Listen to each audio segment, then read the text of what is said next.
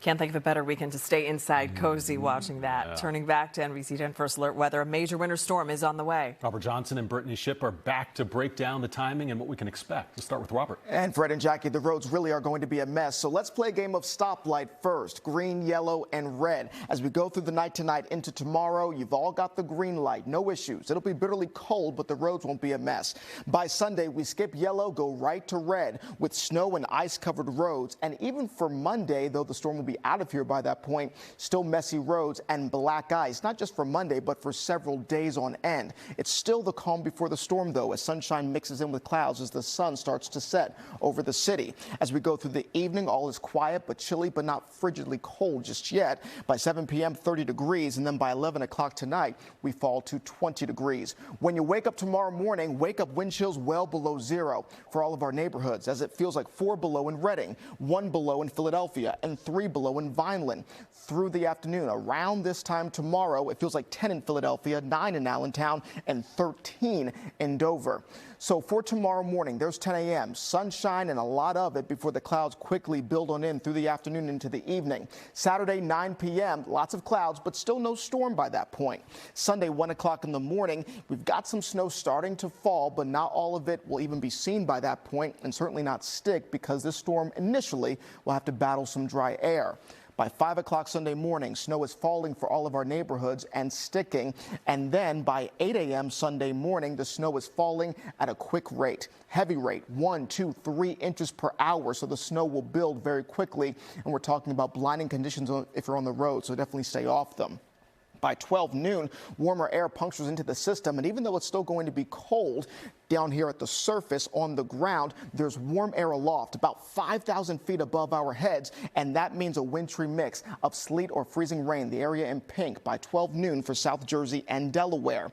That wintry mix line continues to move farther to the north through South Jersey and northern Delaware, even into Philadelphia and the I-95 corridor. The green and yellow, that's a chilly rain for extreme South Jersey into central and southern Delaware. Still dealing with steady snow for Berks County, the Lehigh Valley, our far northwest suburbs. A wintry mix up and down the I-95 corridor. Lots of sleet and a little freezing rain, and a chilly rain lingers up and down the Jersey Shore and as we go into central and southern Delaware. By 11 o'clock Sunday night, just a few flurries around in our far northwest suburbs. How much snow are we talking? We haven't changed this map since yesterday.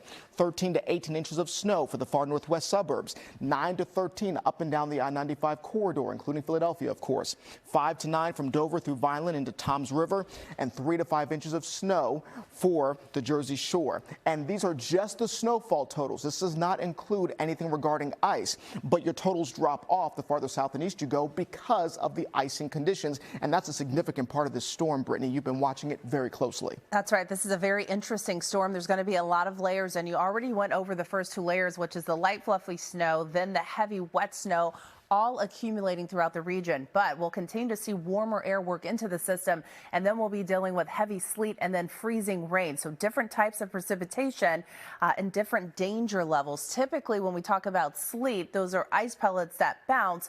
But when we start talking about freezing rain, that's rain that comes down and it freezes on impact with cold surfaces. So what that does is create a glaze of ice across surfaces like roadways or even sidewalks. So which areas have the potential to see this light glaze?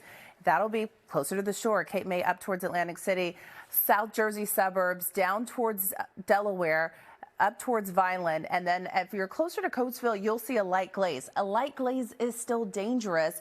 And take a look, this entire area has an elevated risk closer to our I-95 corridor. So as we look at what this means, light icing is up to 1/4 of an inch of ice, and that already gives us dangerous driving conditions. When you make it into the moderate range, we are talking about broken tree branches, and the potential is there for power outages, which is not a great combination when you're trying to dig out of a snowstorm. Our 10-day forecast does show us here not a whole lot changes as we get rid of the system and we look to the second half of that 10-day. Temperatures are going to lock into the 20s all the way until the end of the 10-day into the following weekend and following work week.